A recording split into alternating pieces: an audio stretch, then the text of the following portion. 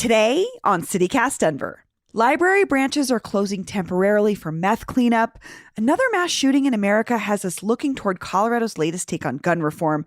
And a litany of issues with the Aurora Police Department just keeps putting local law enforcement's alleged bad behavior in the spotlight. It's the midweek news roundup, and producer Paul Caroli and I are breaking it all down. Today is Tuesday, January 24th, 2023. I'm Bree Davies, and this is CityCast Denver.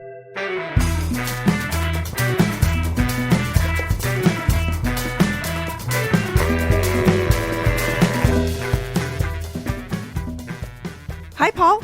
Good morning, Bree. So we're going to look at some big news stories happening here in Denver and the metro area. But before we get started, I think we need to share a little note of clarification with our listeners related to our story from yesterday about the Park Hill Golf Course. Yes. So, Bree, in yesterday's episode, you expressed some concern over the developers' intentions. The developers, this is Westside Investment Partners, the owners of the land, currently the Park Hill Golf Course land. And I think you said something about how if City Council approved their rezoning request yesterday, then what's to stop them from turning around and selling the land or going back on their promises to build affordable housing? And I did mention in that episode the development agreement that Westside made with the city back at the end of last year, which committed them to maintain at least 100 acres of parks and open space, and that at least 25% of any new housing built on the remaining acreage would be income restricted as affordable housing. But what I didn't realize, and thanks to a listener in the planning department for reaching out and clarifying this, is that part of what City Council was voting on last night was that development agreement. And the development agreement is binding to the land, not to Westside specifically. So if they sell the land, the new owner would still have to maintain those commitments. And also, there's another update that we didn't know about. This was sent in to us by another listener, Tom D., who's a resident of the Clayton neighborhood.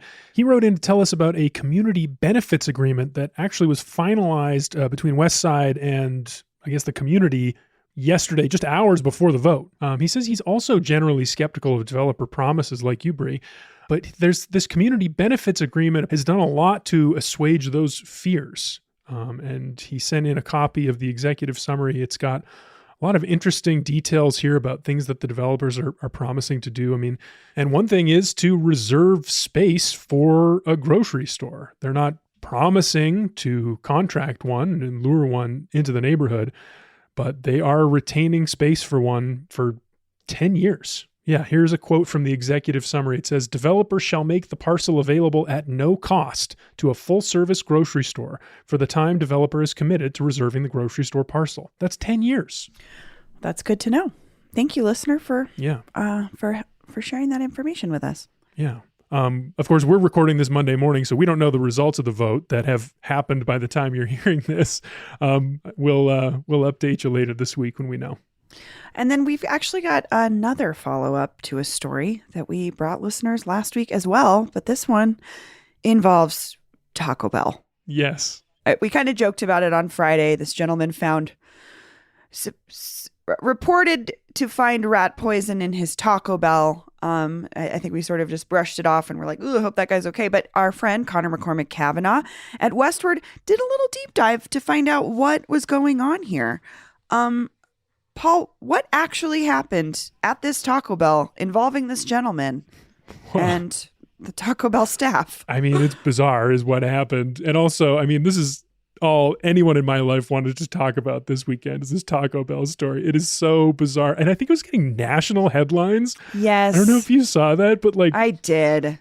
I guess that it is kind of weird and quirky, but I didn't expect a story like this to really like blow up like that. Anyway... What we learned thanks to Connor is basically a timeline of the events. So 1 p.m., January 15, the man in question gets in an argument in a drive-thru at Taco Bell in Centennial over a broken soda machine.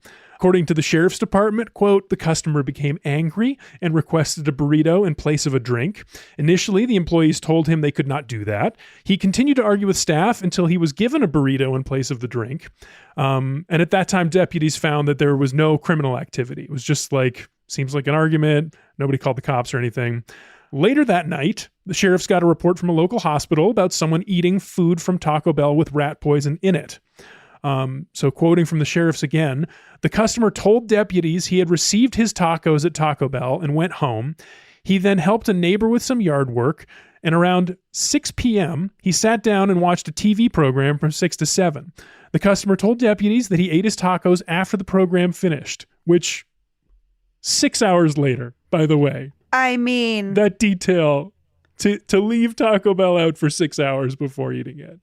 I had Taco Bell last Friday night, actually, after we talked about Taco Bell. Oh, yeah? You were in the mood?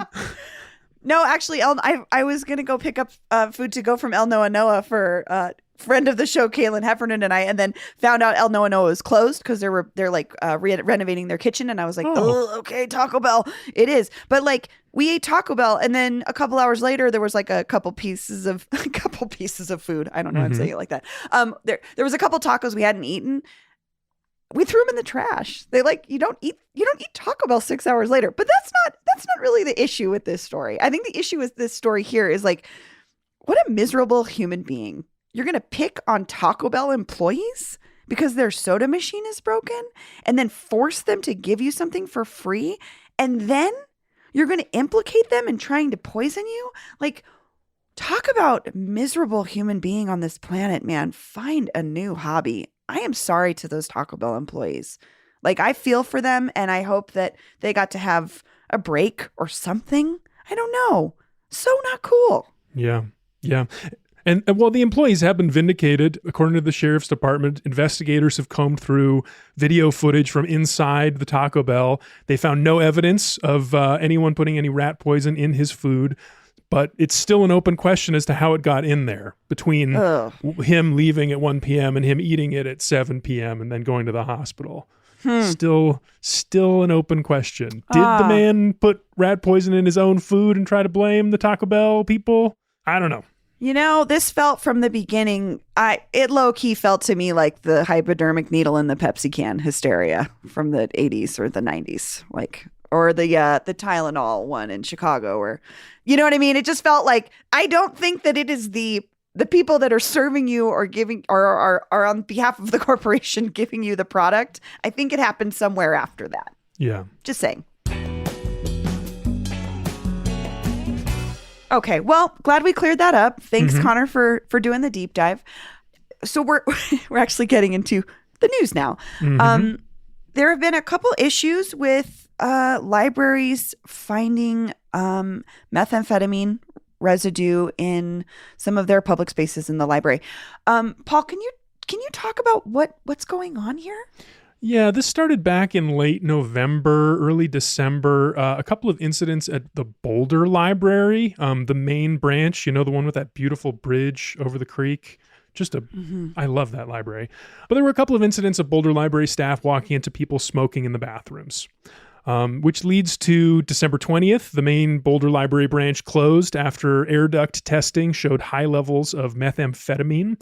So the library then shuts down and they start $100,000 worth of testing and remediation.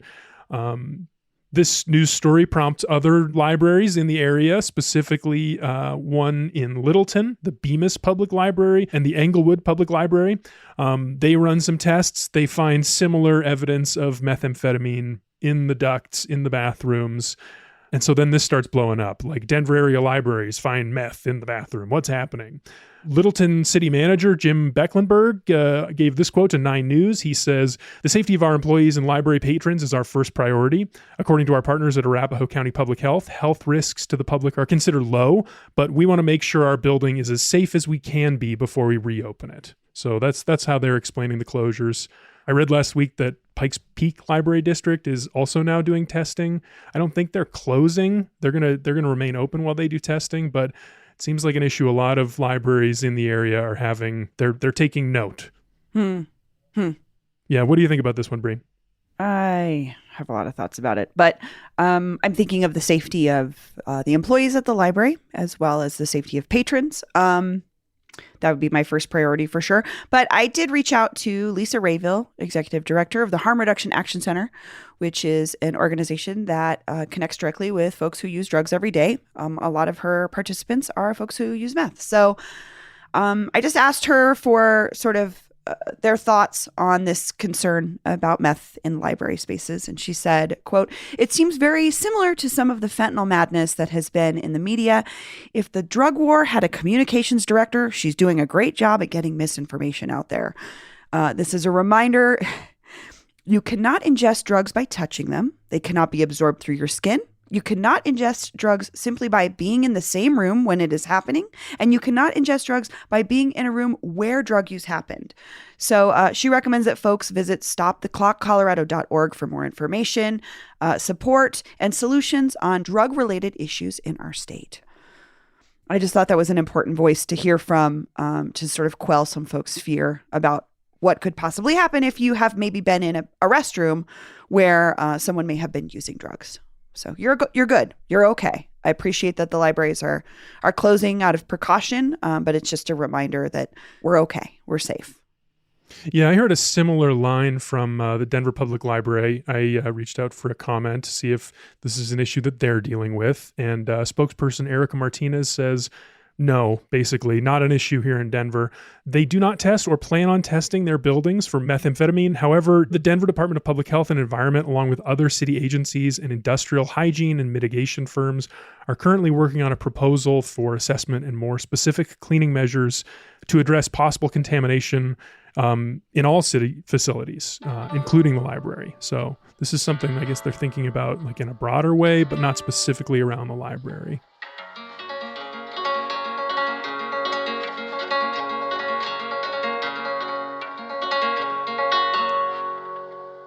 Unfortunately, our next topic is something that happened over the weekend in California. There was another mass shooting, this one at a Lunar New Year celebration. 10 folks have died so far. 10 folks are injured. That's what we know. But related to sort of this unfortunate ongoing conversation about mass shootings and gun reform, this is obviously something that Colorado deals with on a pretty regular basis as well. Where are lawmakers right now? What does this conversation look like around gun reform? Yeah, well, I think the conversations here started after the Club Q shooting in November. So lawmakers that have been coming into the session that's going on right now have been talking about this for a few weeks. And there are a bunch of different proposals out there right now. There's one group that's talking about an assault weapons ban. That would be, I think, a bigger step. Then there's others talking about increasing the legal age for purchasing a shotgun or a rifle to 21. Maybe creating a waiting period between when someone buys a gun and when someone can access it. In terms of the leadership, like the people who are actually going to be making a lot of these decisions, the top Democrat in the Senate, Steve Fenberg, he says he would vote yes on an assault weapons ban, but it's not what he thinks should be the priority. Governor Jared Polis also not super interested in assault weapons ban. Instead, he says he's focused on strengthening the state's red flag law. According to the Colorado Sun, he also wants to create a policy around ghost guns. And yeah, but the red flag law thing, I think that's interesting. I mean, that's something we've had in place since 2019 that allows law enforcement or people close to somebody to like tell a judge like, hey, I think this person maybe shouldn't have guns. So what they're talking about doing is expanding the type of people, like how close you are to somebody to allow. Who can report. Yeah, who can report and call in one of these red flags. Yeah, I mean, I see that definitely being a step if we think back to the sort of South Broadway Lakewood shootings we had here over the Christmas holiday 2 years ago. There was a lot of online evidence or online. There was an online paper trail of the shooter that maybe could have been useful in the red flag context. Yeah. Well, we'll be watching how that goes for sure. Yeah, and I think it's interesting this time. I mean, it's kind of up to the Democrats here. I mean, Republicans, I think, are pretty much opposed to most of these measures, but they have so little power in state government right now. It's going to be the Democrats deciding among themselves what they want to do. It'll be very telling for folks in the Democratic Party. Who ends up where in this conversation. Mm-hmm. Here's something that I know, Bree, you are really keen on this issue in particular. Aurora Police Department has been back in the news lately. What's happening? What isn't happening? Unfortunately, yes, they are in the news for a lot of horrible things. Earlier this month, an off-duty Aurora police officer allegedly punched a disabled woman several times in the head and face as she walked her dog. Apparently, he was mad that she was walking in the street while he was trying to drive, and this somehow escalated into this alleged assault. That same week, the Aurora police officer who was found passed out drunk in his patrol car in uniform 4 years ago, not only was not fired at that time, and he was not investigated for drunk driving, he was recently promoted. And I think that obviously rubbed a lot of folks the wrong way. I think it sets a weird precedence for where cops land within our own justice system. Can I say something about that one? Yeah, absolutely. If it weren't for everything else I know about Aurora PD, and I don't know the circumstances of this particular guy's life, but it could be a really nice story. What do you mean? Like, man turns his life around, gets promoted. No, sorry. Nope, you don't get that pass, bro. Sorry. I'm a recovering alcoholic, Paul. I'm sorry if I was found. If I was a police, if I chose that line of work, you have to understand there are standards set for you. You're supposed to be the pinnacle of safety for your community. And I also believe in restorative justice, and I believe in allowing folks to turn their lives around. Good for you, sir, for turning your life around. You should not be a cop anymore. I'm sorry. It's not. You've proven that you don't believe in the system that you supposedly enforce. So sorry to push back so hard, Paul, but I just don't. No, that's fair. I mean, it's fair. And like I said, the whole rest of the department, the lack of accountability, none of it feels right. Right. So that's the thing, is it's part of this larger conversation. Also, one more thing happened within the last 3 weeks. The Aurora Police Department rehired the cop who threatened to release a police dog on Elijah McClain. He was rehired on January 10th. And I just want to share a quote from Shanine McClain, who's Elijah's mother. He's a quote, "He's an a-hole for taking on the slave mentality of telling a person of color they're going to be attacked by a police dog." So these are the three incidents that have happened within the Aurora Police Department in the last month that have just brought to light some other issues. I guess it's not brought to light. It is part of a long line of issues that Aurora has had. Yeah, Bree, can you remind me and also listeners, how did we get here with the Aurora Police Department? Sure. I think the Aurora Police Department has been in the national spotlight since 2019, when Aurora police officers and paramedics violently restrained and sedated Elijah McClain, who was 23 at the time, and was stopped because someone reported him for looking, quote, sketchy. He was minding his own business, walking down the street. After the being subdued and injected with ketamine, he went into cardiac arrest and died several days later. This has been an ongoing issue for Aurora, and for the conversation around police safety, police reform in general. So that happened in 2019. In January of 2020, interim police chief Vanessa Wilson was brought on. She was a veteran of the force. So the police chief that was in charge during Elijah's death stepped down and retired. Vanessa Wilson was brought on to take over. Anyways, Elijah's story was pushed back into the news after George Floyd. So in August of 2020, Wilson is officially voted in as police chief unanimously by the city. September of that year, Phil Weiser requires the department to enter this consent decree, which is basically like a department-wide reform from hiring and training to the culture of the police department. And it's kind of Chief Wilson's job to put this into play, into action. And as far as we know from reporting, it didn't go well. Like she was kind of pushed back on quite a bit. So she eventually is fired less than 2 years after being made chief for, quote, not building morale within the department. So Wilson is fired. This interim police chief, Dan Oates, is brought in for a few months before the current interim chief, who we have right now, Art Acevedo, is hired to lead Aurora PD. Again, it doesn't take reporters much time or digging to find out that Acevedo maybe is not the greatest choice for this role, even if he's just interim.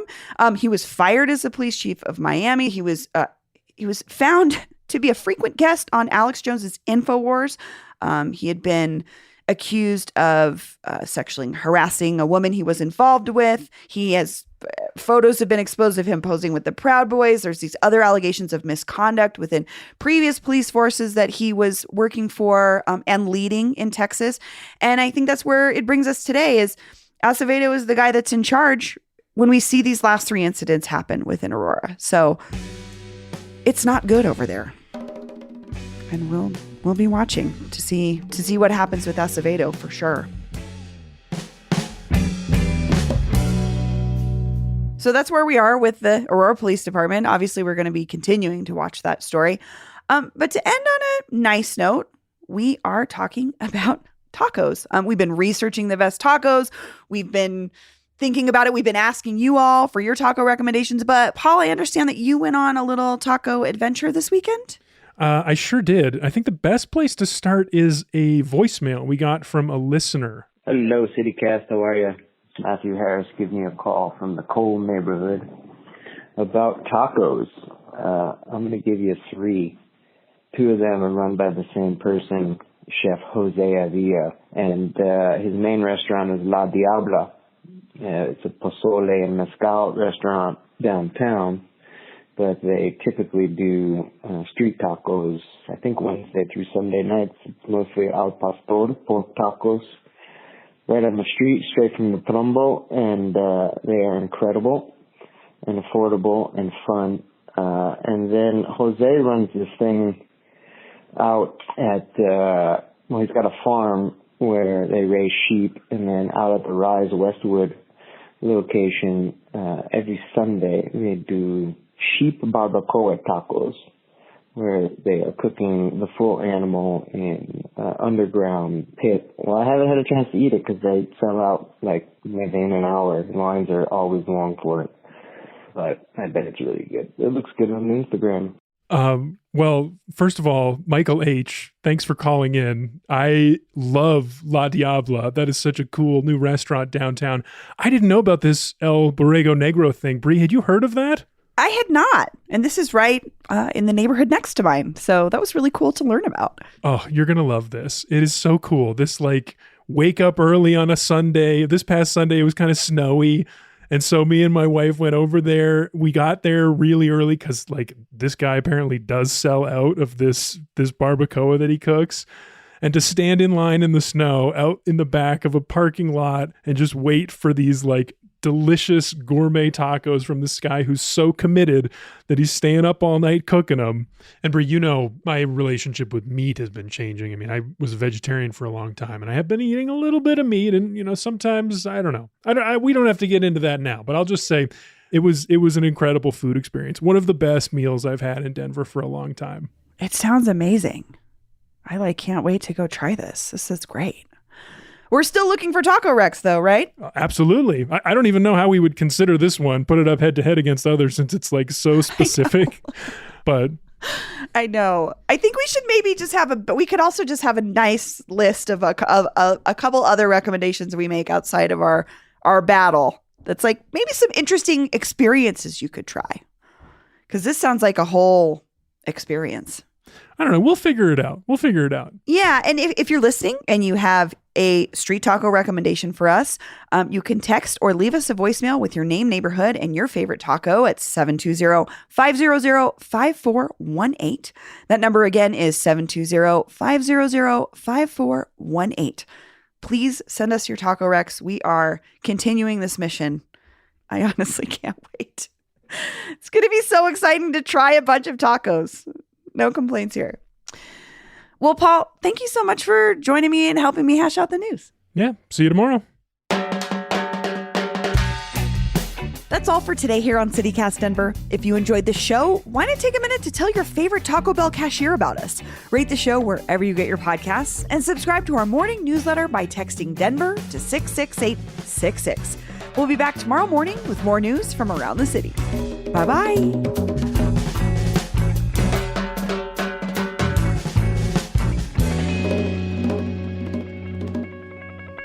It's the midweek news roundup and producer Call Paroli.